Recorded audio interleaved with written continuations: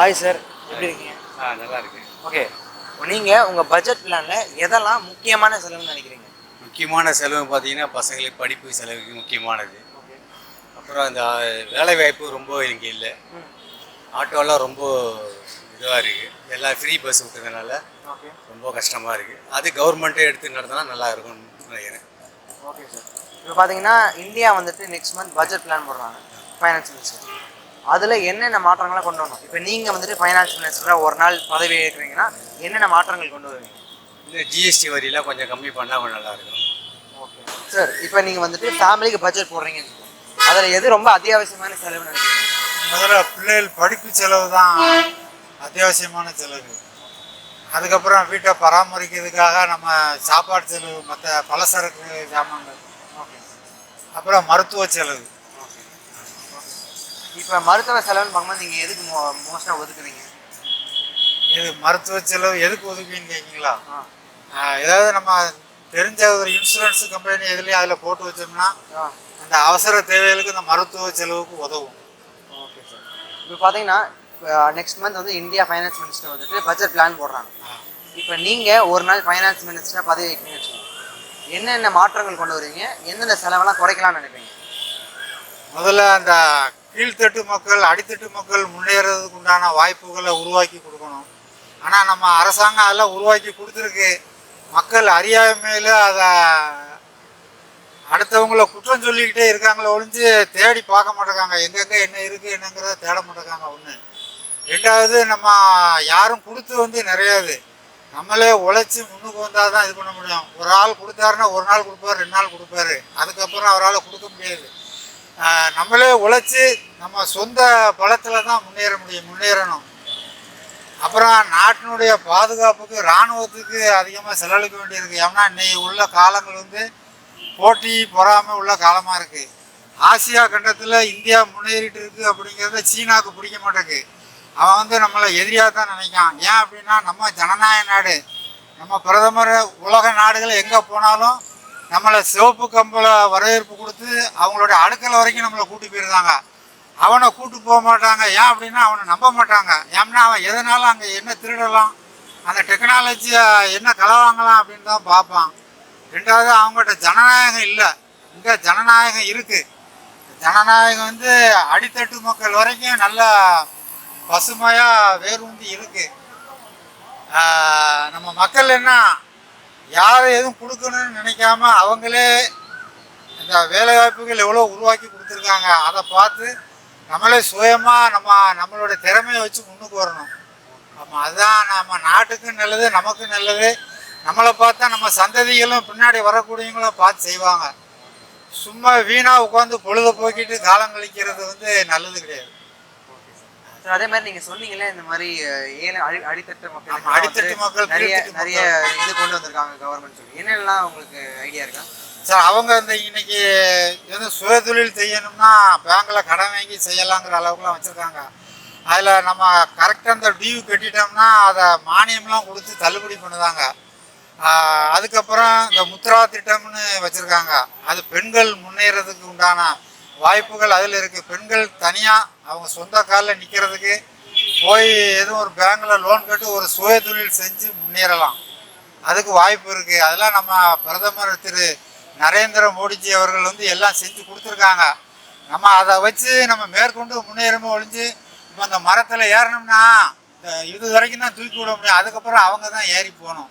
அதுமாதிரி நாடு வந்து நம்ம நாட்டினுடைய பிரதமர் ஒரு சின்ன அளவில் எல்லாம் செய்கிறாங்க. அதை வச்சு நம்ம தான் தொழில் செஞ்சு முன்னேறி சில தீய பழக்கங்களுக்கு அடிமை ஆகாமல் வரணும்.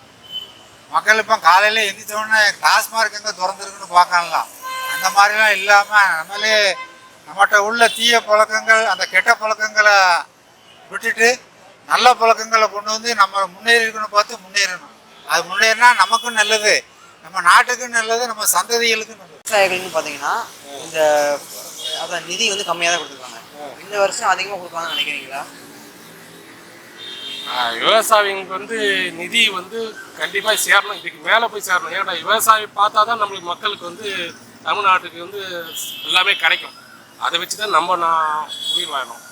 அதனால் அவங்களுக்கு வந்து நிதி வந்து அவங்களுக்கு என்ன தேவையோ அதை செய்யணும். கண்டிப்பாக கிராமத்துக்கு சேர்ந்து தான் ஆகணும்.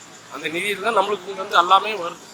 அது கண்டிப்பாக அவங்களுக்கு சேர்ந்து கொடுங்க. சென்ட்ரல் கவர்மெண்ட் போடுற பட்ஜெட் எல்லாமே டெபிசிட் பட்ஜெட் தான் போடுறாங்க. சர்ப்ளஸ் பட்ஜெட் யாராவது சொல்லி surplus budget, deficit budget, surplus budget பேச்சு போடுறதே கிடையாது யாருமே. ஒரு வாட்டி வந்து அந்த இன்ஃப்ளேஷனை கட்டுப்படுத்துறதுக்கு உண்டான வழி வந்து சென்ட்ரல் கவர்மெண்ட் பார்க்கணும். இது மிக முக்கியமான பாயிண்ட் இப்போ சொல்கிறதெல்லாம். எப்படின்னு இன்ஃப்ளேஷனை கட்டுப்படுத்துறது எங்கே கட்டுப்படுத்தோம்னா முதல்ல வந்து டிரான்ஸ்போர்ட்டேஷன்லேருந்து உருவாகுது எல்லாமே பேசிக்காக. இப்போ பெட்ரோல் வந்து பார்த்தோம்னா செலவு வந்து பார்த்தோம்னா உனக்கு வந்து 100 சில்லற ரூபா வந்து இன்றைக்கி பெட்ரோலினுடைய 1 லிட்டர் பெட்ரோல். ஓகேவா? நமக்கு வர்றது வந்து $85 இருந்தது முதல்ல. பிரண்ட் குரூட் ஆயில் வந்து NYMEX crude oil, Brent crude oil இருக்குது. நைமெக்ஸ் குரூட் ஆயில் வந்து $84 இருந்தது. பிரண்ட் குரூட் ஆயில் வந்து பார்த்தா $105 இருந்தது. ஆனால் அதெல்லாம் எல்லாம் குறைஞ்சி வந்து நைமெக்ஸ் குரூட் ஆயில் வந்து $25 அன்னைக்கு வந்து எவ்வளோ இருந்ததுன்னா $75, $90 இருந்தது பெட்ரோல். திருப்பி வந்து பார்த்தோம்னா ஒரு அப்ராக்சிமேட் அந்த $90 சொல்கிறத நான் ப்ராப்பராக சொல்லாத, அது திருப்பி $25 வந்தது ஒரு வாட்டி. அப்போது இந்த கவர்மெண்ட் என்ன அந்த டியூட்டி பண்ணுறதை வந்து பார்த்தா பண்ணுறது இந்த ஆயத்தீர்வின்னு ஒன்று இருக்குது, அதெல்லாம் ஜாஸ்தி பண்ணி கொண்டு போய் அதே $100, $80 தான் விற்றாங்களே ஒழிய அதை குறைக்கவே இல்லை. $25 கிடைச்சப்பவும் குறைக்கல. வருஷம் அந்த இன்கம் டேக்ஸ் தமிழ்நாடு கவர்மெண்ட்டுக்கு மட்டும் வந்து இன்கம் டேக்ஸ் வந்து பார்த்தோன்னா ஒரு 50,000 கோடிக்கு மேலே இருக்கும். நான் ஒரு அப்ராக்சிமேட்டாக சொல்கிறேன். ஒரு வாட்டி ஒரு அம்மா சொன்னாங்க கலைஞர் இருக்குன்னா 36,500 கோடி இந்த வருஷம் டார்கெட் பண்ணிக்கிறோம்னாங்க. அப்போ இப்போ வந்து பார்த்தா 60,000 கோடிக்கு மேலே தான் இருக்குது அந்த அந்த வருமானம். ஓகேவா? இது கணக்கு வச்சுக்கப்போ நான் ஜொல்லிக்கிற மட்டும் வந்து உனக்கு 1,00,000 கோடி ஆச்சு. இப்படி வந்துட்டு பார்த்தா இந்த வருஷம் பட்ஜெட் போட்டது வந்து பார்த்தோம்னா என்ன போட்டாங்கன்னா 3,25,000 கோடி சொல்லி சொன்னாங்க. ஆனால் வருமானம் வந்து பார்த்தோம்னா 3,25,000 கோடி, 3,35,000 கோடி அப்ராக்சிமேட்டாக சொல்கிறேன். வருமானம் வந்து ஒரு 2,60,000 கோடி இருக்கும். ஓகேவா? கவர்மெண்ட்டுக்கு வரக்கூடிய வருமானம் இந்த 65,000 மீதி இருக்கிற 65,000 கோடி 70,000 கோடி பட்ஜெட் எங்கே குறைக்கலாம்ங்கிற பற்றி சிந்திக்கணும். முதல்ல அதை சிந்திக்கிறதே இல்லை யாருமே. எங்கேயோ வரதே எங்கேயோ போகுது. ஏடிஎம்கே கவர்மெண்ட், டிஎம்கே கவர்மெண்ட் யாருமே குறை சொல்லல. அவங்க ஏன் சிந்திக்காமல் இருக்காங்க? சிந்திக்க திறமை இல்லாமல் இருக்குதா? இந்த பழனிவேலுராஜன் நம்மளுடைய மகன் இருக்கார் தியாகராஜா, அவரெல்லாம் விட்டு கட்டாயம் பார்த்தா வந்து இதுக்கு வந்து எப்படி சால்வ் பண்ணுறது? இது எங்கே பண்ணால் என்ன வந்து வருமானத்தை காம்ப்ரமைஸ் பண்ண முடியும்? கடன் எப்படி அடைக்கிறது? ஒரே வருஷம் எப்படி இத்தனை கடனையும் அடைக்க முடியும்? ஒரே வருஷம் இத்தனை கடையும் அடைக்கிறதுக்கு என்னென்ன வழி இருக்குன்னு சொல்லி சிந்திச்சால் மட்டும்தான் வந்து ஒரு இடத்துக்கு போக முடியும். இல்லையா? வந்து நான் வந்து அவங்க போடுறத பற்றி சிந்திக்காமல் எப்படி பேசிட்டு முடியும்? இத்தனை சொல்ல முடியும்? இவ்வளோ விஷயங்கள் எப்படி பேசிட்டு முடியும்? Hi ma'am, how are you? I'm very fine. How are you? I'm fine. Okay ma'am, இப்போ பார்த்தீங்கன்னா நீங்கள் உங்கள் ஃபேமிலிக்குன்னு பட்ஜெட் போவீங்க, இதுலேயே எது முக்கியமான செலவு நினைக்கிறீங்க? I feel the rent, provisions, and then health. Going for a doctor visit is now getting costlier day by day. Okay. So I feel the middle income groups are struggling with it.